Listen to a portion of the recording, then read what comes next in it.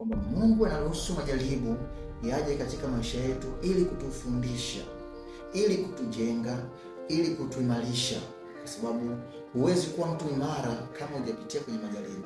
Ni kama mwanafunzi anapokuwa shuleni, kuna ile mitihani ambayo huwa anakutana nayo, na hizo watu tunaita ni test. Bila test huwezi kujua kama mwanafunzi huyu ni bora, na huwezi kujua kama huyu mwanafunzi ameelewa. Kwa hiyo ni hivyo hivyo kwenye majaribu. Majaribu yanakuja ili kutuimarisha, ili kutupima imani zetu, ili kutupima, je, tumeimarika? Hata wakati mwingine ambapo tutakapopitia katika majaribu mengine ambayo ni magumu zaidi, tuweze kufanyaje? Tuweze kuyahandle. Kwa hiyo unapopitia katika hali yoyote ngumu, unapopitia katika changamoto yoyote ngumu, kumbuka kwamba yupo Mungu ambaye hajakuacha. Na kila kitu ambacho Mungu amekiruhusu katika maisha yako, kumbuka kwamba kina kusudi.